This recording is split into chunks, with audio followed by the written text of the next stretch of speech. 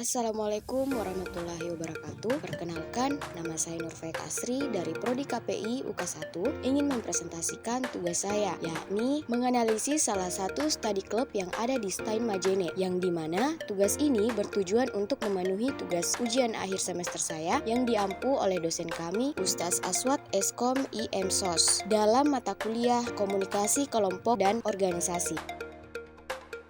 Jadi, DNM merupakan salah satu study club Prodi KPI yang difokuskan pada hal-hal penyiaran dan pembawa berita. Tidak hanya itu, DNM juga sudah menyediakan studio untuk orang-orang yang ingin melakukan program seperti podcast dan konten.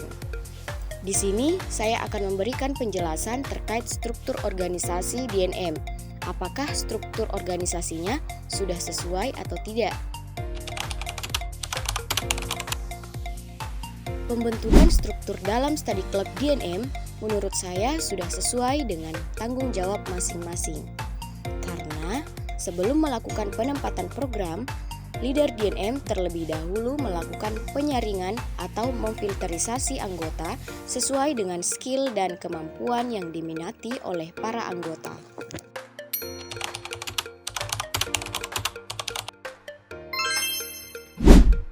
Yang pertama, rasa tanggung jawab. Anggota DNM menunjukkan rasa tanggung jawab yang tinggi terhadap tugas dan peran mereka. Setiap anggota merasa bertanggung jawab untuk berkontribusi dalam kegiatan organisasi dan mencapai tujuan bersama.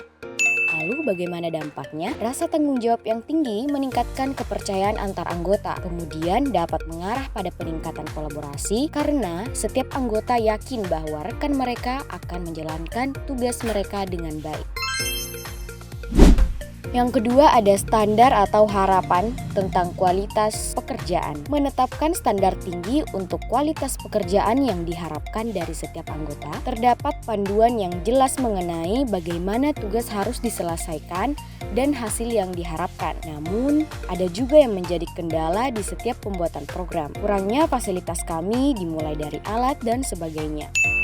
Dampaknya, kita sebagai tim harus sekreatif mungkin agar program tetap berjalan karena menurut kami setiap kekurangan pasti bisa diatasi. Hal ini yang mendorong semangat tim dan rasa puas terhadap hasil kerja yang dicapai. Yang ketiga, ada ganjaran atau reward. DNM memiliki sistem ganjaran yang adil dan transparan untuk menghargai anggota yang benar-benar ingin mengasah skillnya. Dan ketua memberikan kami semangat jika kami terus konsisten memproduksi program, kami bisa diberi hadiah berupa penambahan alat.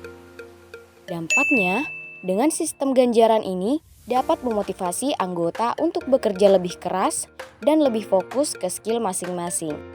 Sehingga ketika keluar di dunia pekerjaan, tidak lagi merasa canggung. Ini juga mendorong semangat tim karena anggota merasa usaha mereka dihargai. Yang keempat, ada rasa persaudaraan. DNM berhasil membangun rasa persaudaraan yang kuat di antara anggotanya. Ada kegiatan-kegiatan informal seperti ketika selesai berkegiatan, para anggota meluangkan waktu untuk berbincang-bincang dan menikmati wejangan seadanya, yang dimana dapat memperkuat ikatan antar anggota. Dampaknya, rasa persaudaraan yang kuat menciptakan lingkungan kerja yang menyenangkan dan mendukung. Anggota merasa lebih nyaman dan termotivasi untuk bekerja sama.